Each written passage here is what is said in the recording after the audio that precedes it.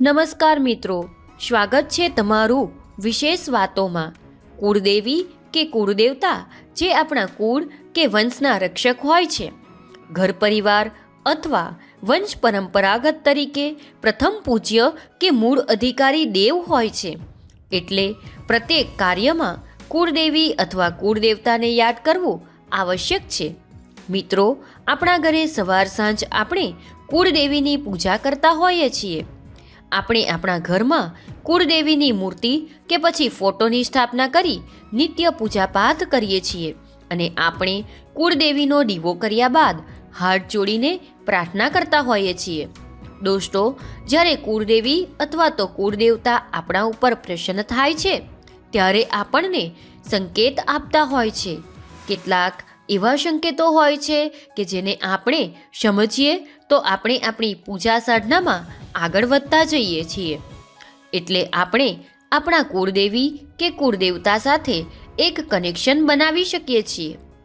આ બધા એવા સંકેતો હોય છે જે દેવી દેવતાઓ પ્રત્યક્ષ રૂપમાં આપતા હોય છે અને આવા સંકેતો ખૂબ ઓછા લોકોને જોવા મળતા હોય છે, પરંતુ જ્યારે પણ પ્રત્યક્ષ સંકેતો મળે ત્યારે આપણા ઘરમાં દેવી દેવતાઓનું આગમન થઈ ગયું છે અને આપણા ઘરમાં તેમનો વાસ છે એમ સમજવું જોઈએ। દોસ્તો, જ્યારે પણ આપણા ઘરમાં દિવ્ય શક્તિનો વાસ થાય છે ત્યારે અમુક એવી ઘટનાઓ ઘટતી હોય છે કે ક્યારેક પણ તેનો આપણે વિચાર પણ ના કર્યો હોય અને આપણું ઘર સ્વર્ગ જેવું બની જાય છે। આપણે આજે એવા કેટલાક લક્ષણો કે સંકેતો વિશે વાત કરીશું કે જેથી આપણે જાણી શકીએ કે આપણા ઘરમાં કુળદેવી કે કુળદેવતાનો વાસ છે કે નહીં, તેના વિશે અંદાજો લગાવી શકીએ। મિત્રો, આપણે જો આ વિડીયો પસંદ આવે તો લાઈક જરૂરથી કરજો અને જો તમે ચેનલ પર નવા હોવ તો ચેનલને સબસ્ક્રાઈબ કરજો। મિત્રો, દરેકના ઘરમાં આપણા કુળદેવી કે કુળદેવતા હોય છે। કોઈ પરિવારમાં કુળદેવી જ હોય છે તો અમુક પરિવારમાં કુળદેવતા પૂજાતા હોય છે। હવે વાત કરીએ કે કુળદેવી કે કુળદેવતા દ્વારા આપવામાં આવતા સંકેતો વિશે કે જેનાથી આપણે જાણી શકીએ કે આપણા કુળદેવી પ્રસન્ન છે કે નહીં અથવા તો તેનો આપણા ઘરમાં વાસ છે કે નહીં। દોસ્તો, આપણા કુળદેવી કે કુળદેવતા આપણા પ્રથમ દેવતા હોય છે। તેમની પૂજા કર્યા વગર આપણા ઘરનું કોઈ પણ કાર્ય થતું નથી। જ્યારે આપણા કુળદેવી કે કુળદેવતાને પ્રેમથી ભક્તિભાવપૂર્વક મનાવીએ છીએ તો આપણા અટકેલા સર્વે કાર્યો સફળ થતા હોય છે।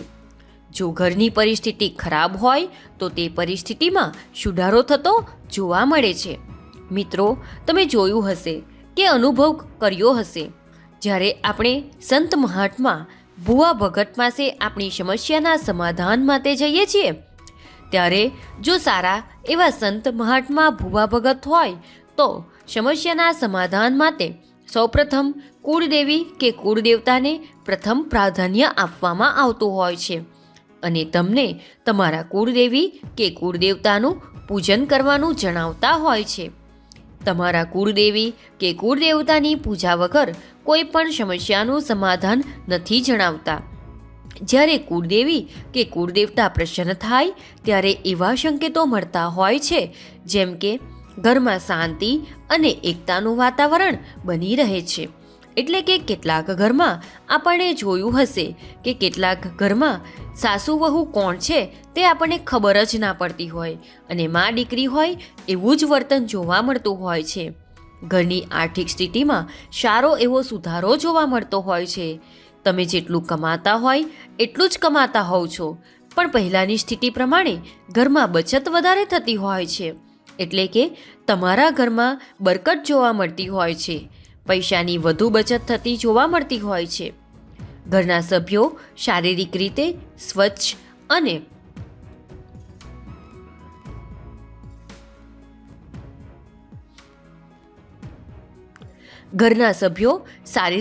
સ્વસ્થ અને માનસિક રીતે પ્રસન્ન જોવા મળતા હોય છે। હવે વાત કરીએ તો ઘરમાં કુળદેવી કે કુળદેવતાનો વાસ ક્યારે ના હોય, જ્યારે આપણા ઘરમાં કુળદેવી કે કુળદેવતાની પૂજા કરવામાં ના આવતી હોય અથવા આપણે તેને ભોગ નથી ચડાવતા. હોળી કે દિવાળી જેવા તહેવારો આવે ત્યારે આપણા ઘરમાં કુળદેવી કે કુળદેવતા અને પિતૃઓના કપડાં તથા યોગ્ય માન સન્માન અને ભોગ પ્રસાદ ધરાવવું જોઈએ. ઘણા લોકો આવા દિવસે માતાજીના મઢે દર્શન કરવા જતા હોય છે. આવું કરવું ખૂબ જ જરૂરી માનવામાં આવ્યું છે. આ 2 દિવસો એવા હોય છે કે આ દિવસે આપણે પૂજા જરૂર કરવી જોઈએ અને ભોગ પ્રસાદ જરૂર ચડાવવો જોઈએ તથા માતાજીના સ્થાનકે જરૂર જવું જોઈએ. આપણે માતાજીની પૂજા નથી કરતા ત્યારે તેઓ નારાજ થઈને ઘર છોડીને જતા રહે છે. દોસ્તો, કુળદેવી કે કુળદેવતાના સ્થાને જરૂર જવું જોઈએ. ઘણીવાર એવું બને છે કે ઘરમાં નાનું બાળક આવે ત્યારે મંદિરે નથી જતા, ત્યારે કુળદેવીઓ નારાજગીનો સામનો એવા લોકોને કરવો પડી શકે છે. બાળક 1 વર્ષનું થઈ ત્યારે તેને વાળ ઉતારવાની પ્રથા મોટાભાગના સમાજમાં છે અને તે અનિવાર્ય છે તથા પરંપરાગત હોય છે. આ પ્રથાને જરૂર નિભાવવી જોઈએ, તેને તોડવી ના જોઈએ. આ પ્રથાને આગળ વધારતું રહેવું જોઈએ.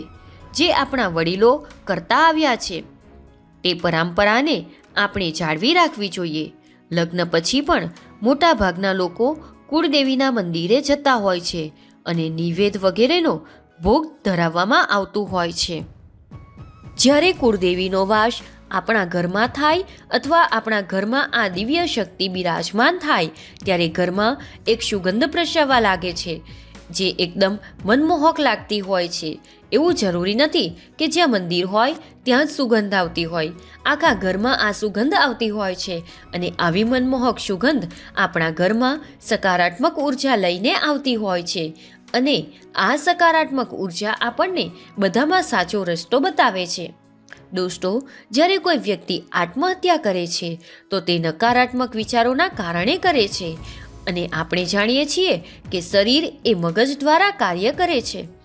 આત્મહત્યા જેવા પગલાં નકારાત્મક વ્યક્તિના વિચારના કારણે લેવામાં આવતા હોય છે અને આ સકારાત્મક ઉર્જા આપણને બધામાં સાચો રસ્તો બતાવે છે. દોસ્તો, જ્યારે કોઈ વ્યક્તિ આત્મહત્યા કરે છે તો તે નકારાત્મક વિચારોના કારણે કરે છે અને આપણે જાણીએ છીએ કે શરીર એ મગજ દ્વારા કાર્ય કરે છે. આત્મહત્યા જેવા પગલાં નકારાત્મક વ્યક્તિના વિચારના કારણે લેવામાં આવતા હોય છે. તેથી આ સકારાત્મક ઉર્જાને લીધે તમારામાં હકારાત્મક વલણ જોવા મળે છે અને બધા વિશે સારું વિચારતા થઈએ છીએ. કોઈ કામ કરવું હોય તો તેમાં સારો વિચાર આવે છે અને સાચો નિર્ણય લેવાથી તે કામ સરળતાથી સફળ થઈ જતું હોય છે. જ્યારે તમારા ઘરમાં બહારની વ્યક્તિ પ્રવેશ કરે છે તો તમારા ઘરમાં રહેલા સકારાત્મક વાતાવરણના લીધે તેના પણ સારા વિચારો આવવા લાગે છે. કોઈ વ્યક્તિ ગુસ્સે થઈને આવ્યો હોય, ખરાબ કરવા આવ્યો હોય, પરંતુ આ સકારાત્મક ઉર્જાને લીધે તે બદલાઈ જાય છે અને તે તમારી બાજુ થઈ જાય છે. આ કુળદેવી કે કુળદેવતાનો પ્રથમ સંકેત હોય છે. ઘરના મુખ્ય વ્યક્તિ જે કોઈ હોય તેને સફેદ હાથી, સફેદ ઘોડો કે સફેદ સાપ વગેરે સ્વપ્નમાં જોવા મળે તો સમજવું જોઈએ કે તમારા ઘરમાં કુળદેવી કે કુળદેવતાનો વાસ હોય છે. મિત્રો, જ્યારે કુળદેવી કે કુળદેવતા આપણા ઘરમાં પ્રવેશ કરે છે ત્યારે આપણા પિતૃઓ પણ આપણા ઘરમાં પ્રવેશ કરે છે અને આપણને આપણા પિતૃઓના પણ દર્શન થાય છે. અને પિતૃઓ સફેદ કપડાં પહેરીને સ્વપ્નમાં આવે તો તમને દર્શન આપે છે તથા તમારા પ્રશ્નોના ઉત્તર પણ આપે છે અને તમારા પિતૃઓને કંઈક જોતું હોય તો પણ તેઓ સ્વપ્નમાં આવીને જણાવતા હોય છે અને પિતૃઓ તમારી ઉપર કૃપા કરે છે. એવો સંકેત છે કે ઘરમાં પક્ષી આવવું એટલે કે કુળદેવી કે કુળદેવતા ઘરમાં પ્રવેશ કરે ત્યારે પક્ષીઓનો કલરવ થતો હોય છે. ઘરની દિવાલો, બારી કે ઘરની અંદર પક્ષીઓ બેસવાનું ચાલુ કરી દેતા હોય છે. આ લક્ષણ પણ ઘરમાં કુળદેવી કે કુળદેવતાઓનો વાસ હોવાનો સંકેત માનવામાં આવે છે. કુળદેવી કે કુળદેવતા કોઈ પણ પ્રકારના વેશમાં ભોજન ગ્રહણ કરતા હોય છે અને આપણા ઉપર કૃપા કરતા હોય છે. જો આવા લક્ષણો કે સંકેતો જોવા મળે છે તો સમજવું જોઈએ કે આપણા ઘરમાં કુળદેવી કે કુળદેવતાનો વાસ હોય છે. મિત્રો, અમને આશા છે કે તમને આ માહિતી જરૂરથી પસંદ આવી હશે. જો માહિતી પસંદ આવી હોય તો વિડીયોને લાઈક કરો, શેર કરો અને જો તમે ચેનલ પર નવા હોવ તો ચેનલને સબસ્ક્રાઈબ જરૂરથી કરજો. જય શ્રી કૃષ્ણ. રાધે રાધે. ધન્યવાદ.